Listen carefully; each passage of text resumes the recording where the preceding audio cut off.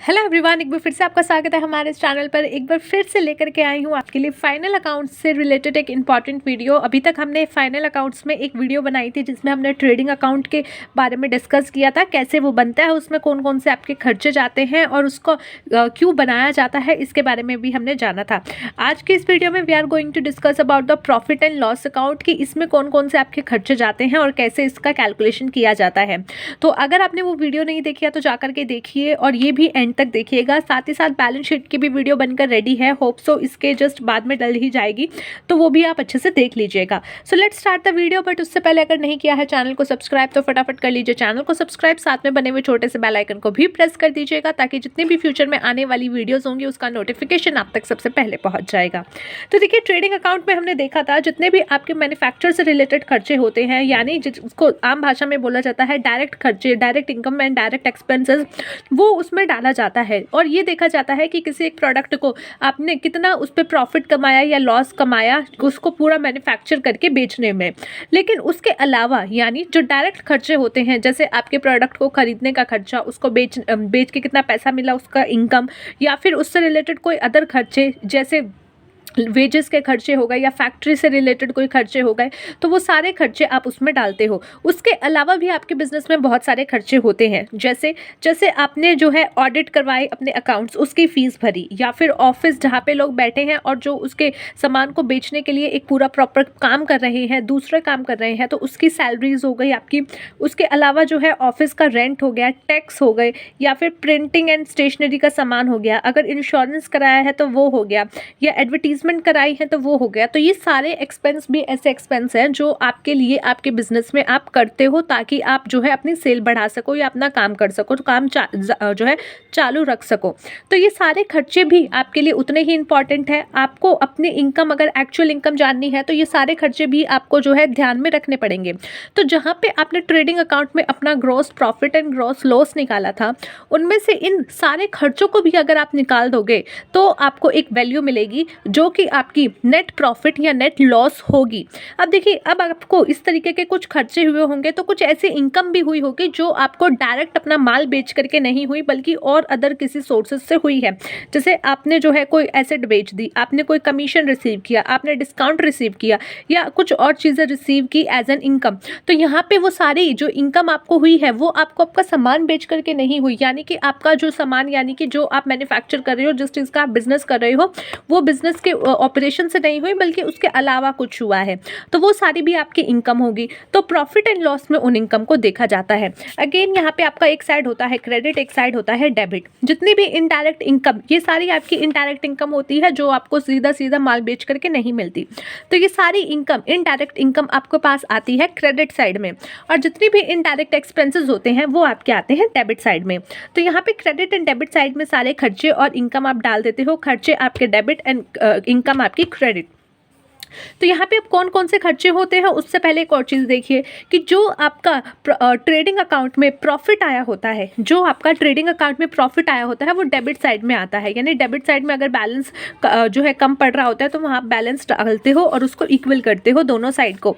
तो अगर debit side में बैलेंस आया होता है तो वो आपका प्रॉफिट कहलाता है, ग्रॉस प्रॉफिट। और वहीं अगर क्रेडिट साइड में बैलेंस आता है तो वो आपका कहलाता है ग्रॉस लॉस।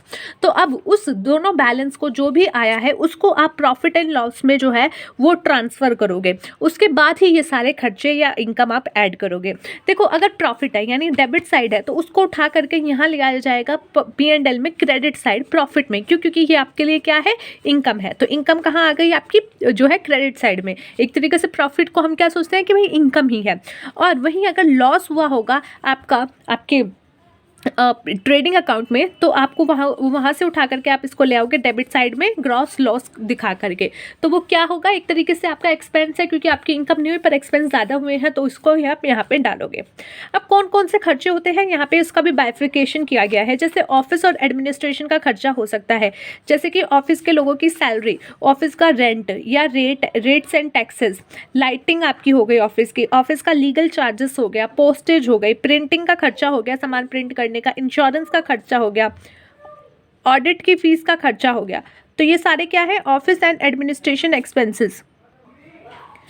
उसके बाद आपके जो दूसरे तरीके के खर्चे होते हैं वो होते हैं सेलिंग एंड डिस्ट्रीब्यूशन एक्सपेंसेस। आपको एग्जाम में ये पॉइंट लिखकर ऐसे करने की कोशिश अगर कर सको तो बहुत ही अच्छा होगा, बहुत अच्छा प्रेजेंटेशन बनेगा।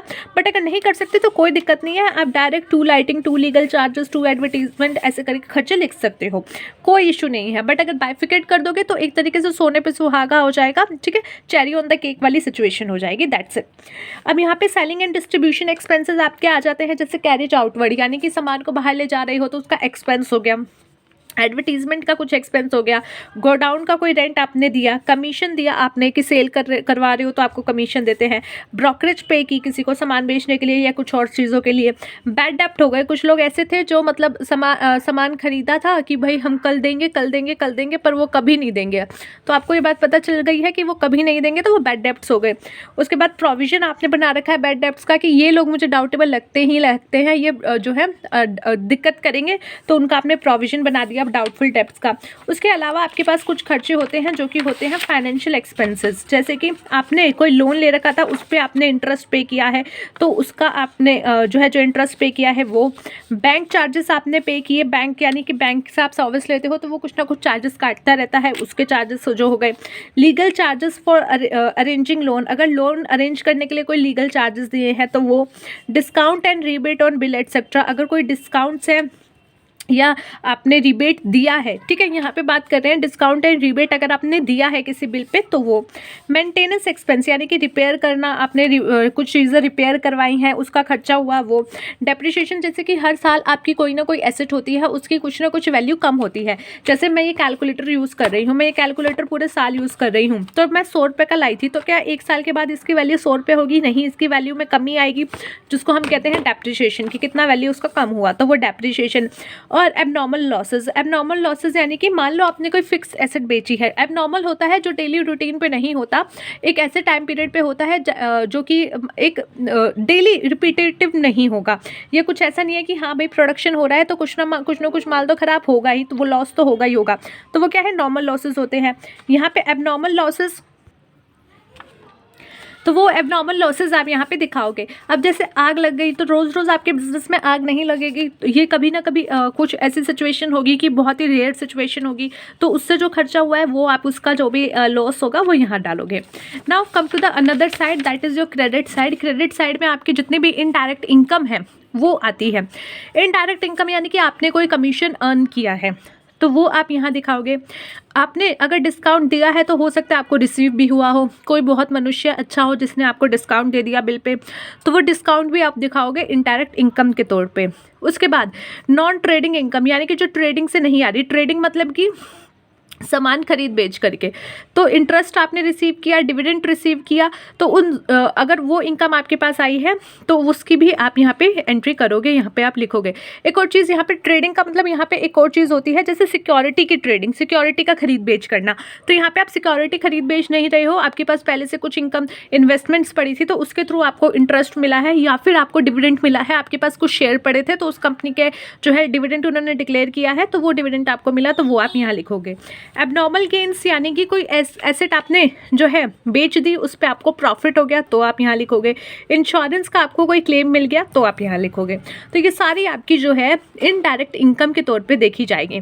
अब देखो सेम वही कहानी आप यहाँ पे भी करोगे, दोनों साइड का टोटल करोगे, ठीक है, दोनों साइड का टोटल करोगे, आपका debit side and credit side का, और देखोगे कौन सी साइड ज़्यादा है। अगर डेबिट साइड ज़्यादा है तो आप यहाँ पे अमाउंट लिख लीजिएगा और सेम अमाउंट यहाँ लिख दीजिएगा, और जितना बैलेंस बचेगा यानी कि जितना इसका टोटल है और जितना इसका टोटल है, वो जो डिफरेंस होगा अगर वो यहाँ पे आपका आ रहा होगा तो आप उसको कहोगे नेट लॉस, उसको आप कहोगे नेट लॉस, कि ये नेट लॉस हुआ है, जो कि फिर बैलेंस शीट में आपका ट्रांसफ़र किया जाएगा, कैपिटल अकाउंट में माइनस किया जाएगा।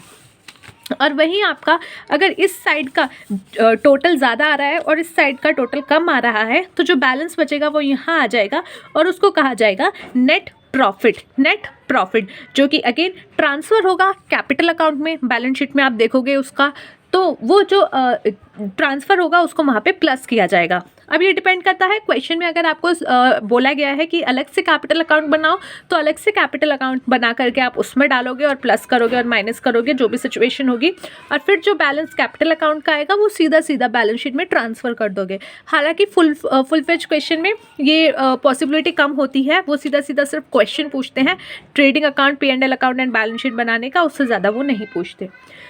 आज की वीडियो के लिए इतना ही। Thanks for watching. मिलते हैं नेक्स्ट वीडियो में एक अगले टॉपिक के साथ। तब तक के लिए take care of yourself and take care of your health, and do not forget to subscribe the channel and hit the bell icon. Share it with your friends. Thank you.